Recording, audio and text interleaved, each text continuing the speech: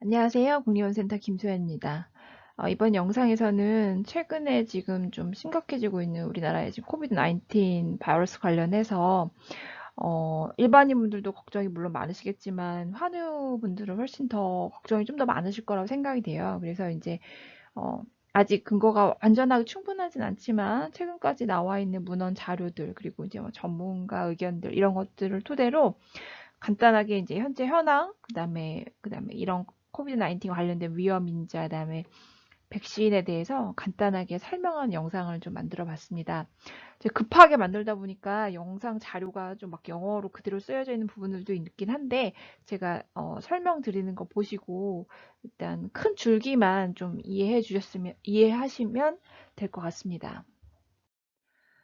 일단 이 코로나 바이러스의 지금 이제 사망률을 보면은 잘 아시다시피 나이랑 굉장히 관련이 많아요. 그래서 이게 일반 제너럴 파퓰레이션, 그러니까 일반 인구들 대상으로 했을 때 각 이제 나라별로의 사망률을 보여준 도표인데요. 고령일수록 사망률 유의하게 올라가고 전체 그냥 평균은 10% 정도로 이제 얘기를 하고 있는데 이거는 이제 뭐 어찌됐든 그 각 나라에서 주로 감염된 환자군의 그 그다음에 그게 얼마만큼 동시에 폭발적으로 발생하느냐에 따라서 병원 시스템들이 그 환자를 케어할 수 있는 능력이 달라지겠죠. 너무 갑자기 다 많은 환자들이 동시에 발생하면 뭐 이탈리나 이런 데 같이 그러면 살릴 수 있는 환자도 살지 못하는 그런 문제가 생기니까. 근데 어쨌든 전체적인 평균률을 10% 정도로 이제 보고를 하고 있어요. 그러면 일단 다발성 경화증 환자에서는 그러면 더 이 사망률이 훨씬 더 높을 것인가? 2020년 초에 봄에 이제 그 이탈리아에서 굉장히 심각한 지금도 마찬가지지만 어쨌든 그때 당시에 이제 코비드 19 팬데믹이 있으면서 다발성 경화증 환자들도 232명이 이제 감염이 어, 어, 된 것으로 이제 생각된 환자들이 경과를 지켜봤더니 중증 환자, 굉장히 막 호흡 곤란, 심한 막 샥에 빠지는 이런까지 갔던 환자분들이 3% 정도로 보고를 했어요. 그리고 이 연구는 이제 프랑스에서 나왔던 연구인데 347명의 다발성 경화증 환자가 이제 코비드 19에 감염이 되었는데 그중에 사망률 3.5%를 보고하였고요. 여기서 이제 말씀드리고 싶은 거는 아까 일반인 그 사망률에 비해서 다발성 경화증 환자에서 이 질환과 관련해서 특별히 사망률이 더 유의하게 높거나 이런 건 없다라는 걸 말씀을 드리고 싶고요.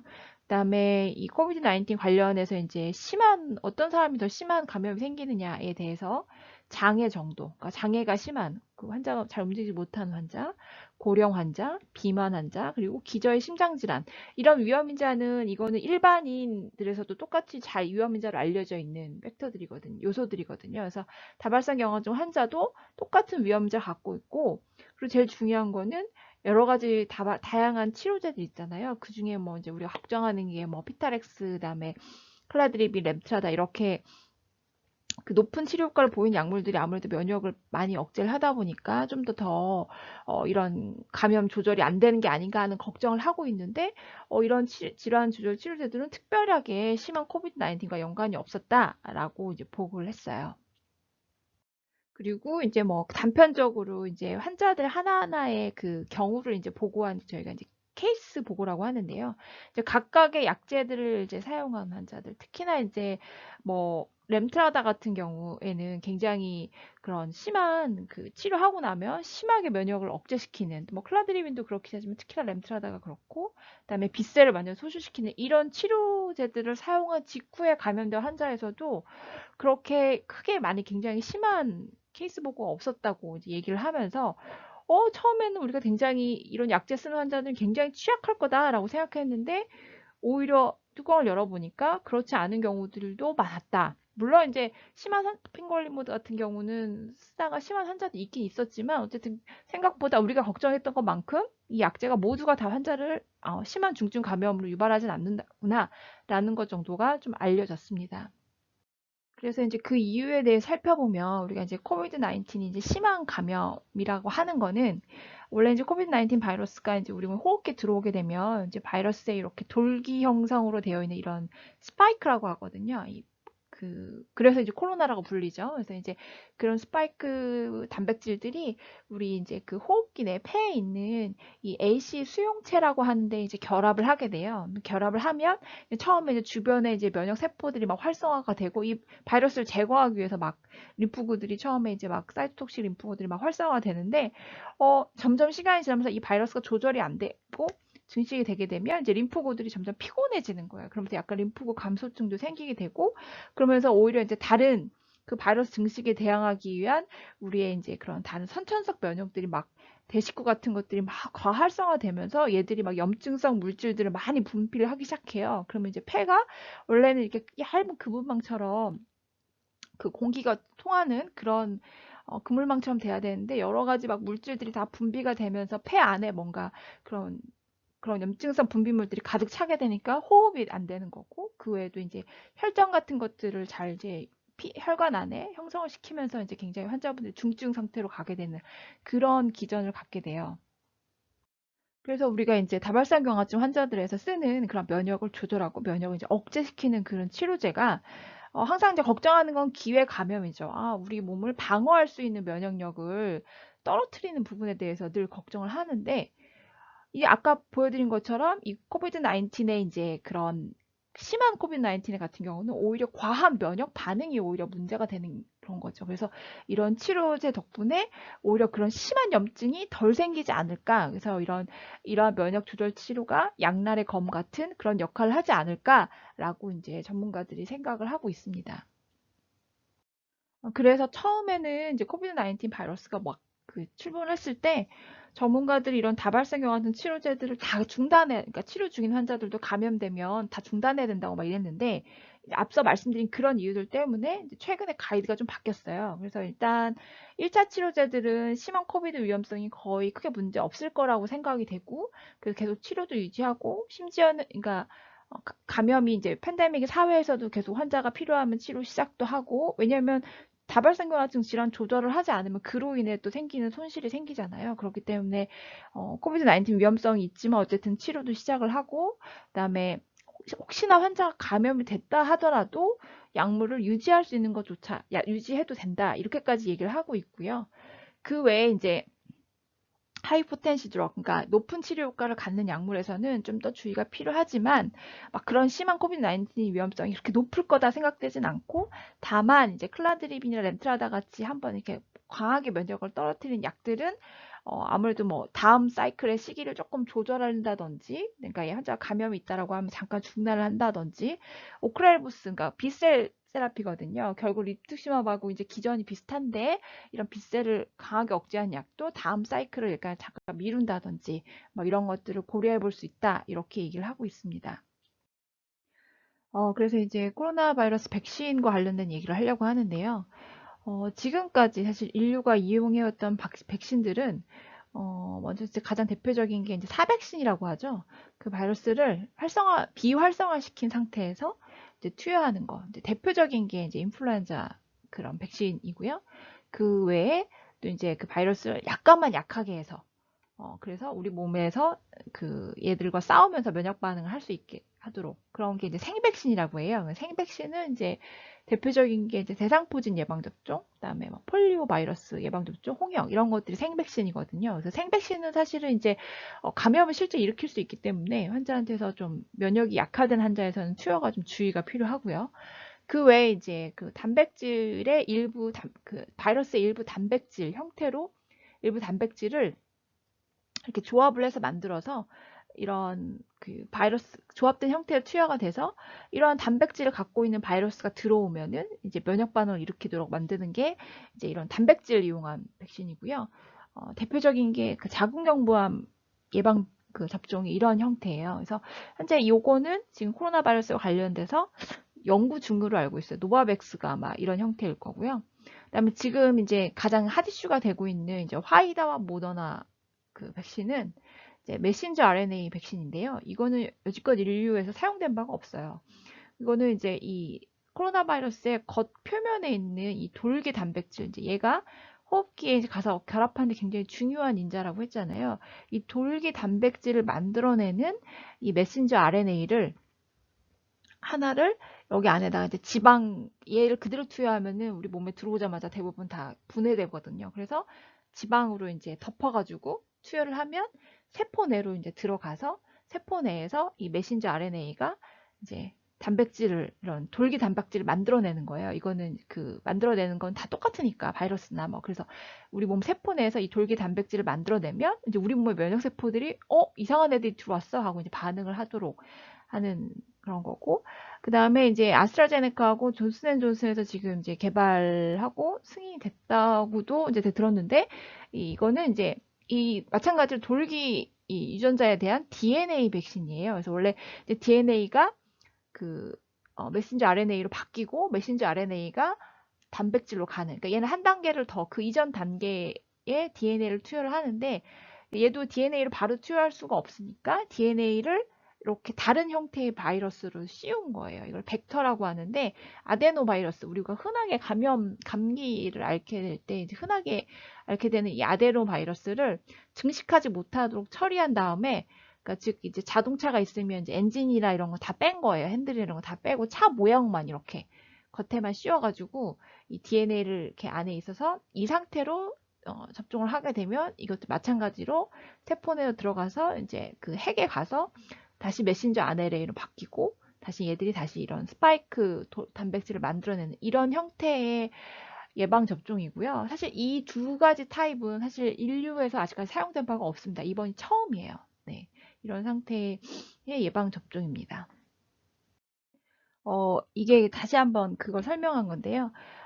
이제 이런 메신저 RNA는 상태를 굉장히 그 상태로만 있으면 되게 취약해서 보관 상태가 뭐 화이자는 마이너스 영하 70도, 그다음에 모더나는 영하 20도 정도로 보관을 해야 된다고 하는 단점이 있죠. 그래서 어쨌든 이렇게 바로 투여를 하면 세포질 내에서 바로 이제 메신저 RNA 명령에 따라서 이런 코로나 바이러스에 대한 그 돌기 단백질들이 만들어지고 돌기 단백질들을 이제 세포 표면 밖으로 이렇게 발현을 하게 되죠.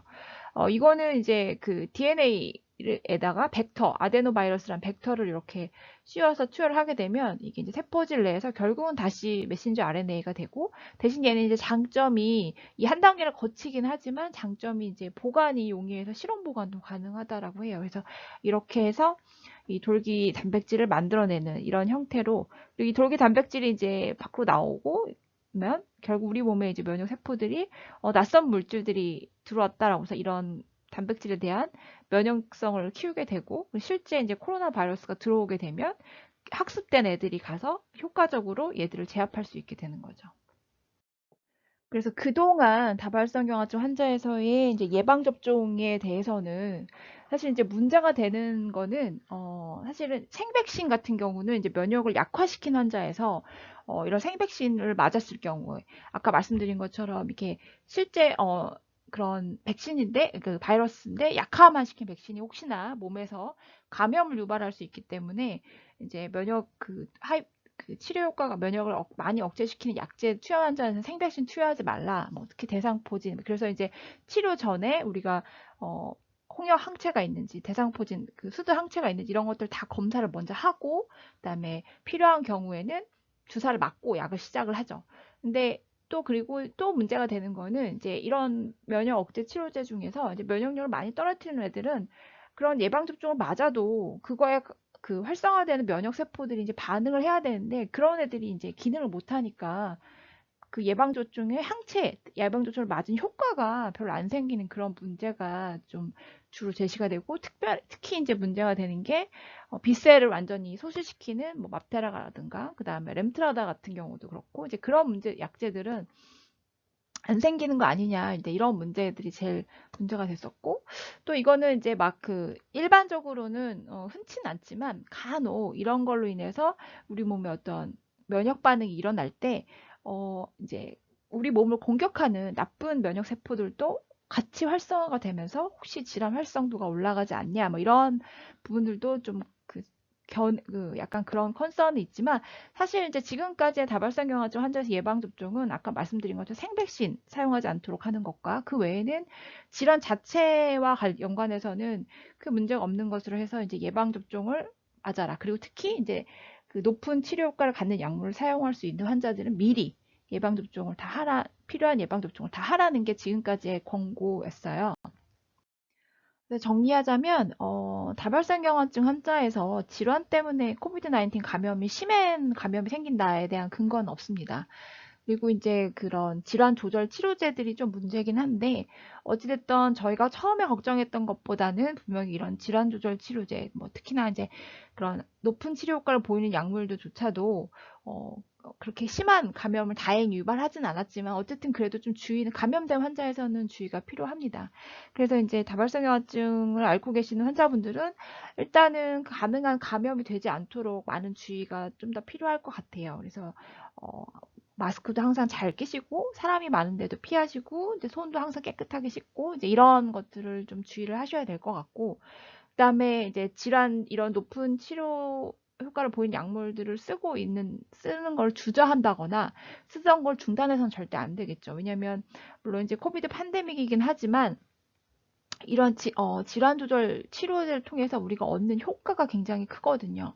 그러니까 특히나 질환 활성도가 높은 분들, 이런 약들이 필요한 분들은 이런 치료를 제때 안 하면 그로 인해서 신경학적 장애가 많이 진행될 수 있어요. 그렇기 때문에 치료는 계속해서 가능한 유지를 하는 게 가장 중요하고요. 그다음에 실제로 감염이 된 경우에도 환자 상태에 따라서 그다음 각 약물의 기전, 언제 투여했는지 이런 시기를 다 고려를 해서 우리가 어떤 좀 합리적인 결정을 내리는 게 좀 필요할 것 같습니다.